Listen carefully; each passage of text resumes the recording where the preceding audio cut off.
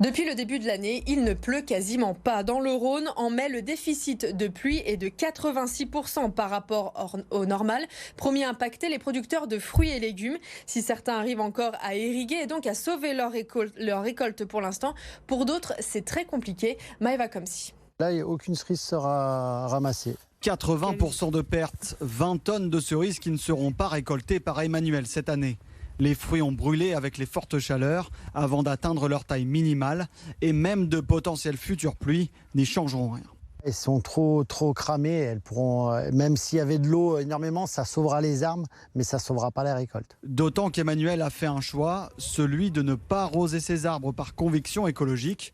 Aujourd'hui, il en paye le prix fort. De faire sans eau, c'est essayer d'économiser l'eau aujourd'hui, mais ça remet en question c'est où j'arrête ma production, où je me repose en question. De l'eau, c'est dans ce lac artificiel que cet autre arboriculteur va la puiser, mais les réserves sont déjà basses. Le lac, une fois plein, il est à ce niveau-là.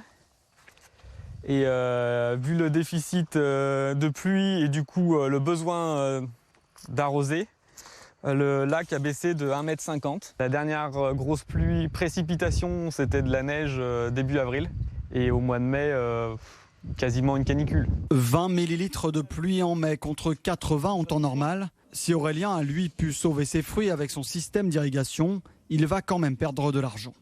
Le prix de la cerise dépend essentiellement du calibre, enfin de la grosseur du fruit. Donc plus un fruit est gros, plus il est payé cher sur le marché. Donc cette année, on va perdre à la fois en termes de tonnage, du fait que les cerises auront moins grossi, mais on perdra aussi en termes de prix, de valeur, car les cerises elles seront moins bien payées. Ouais.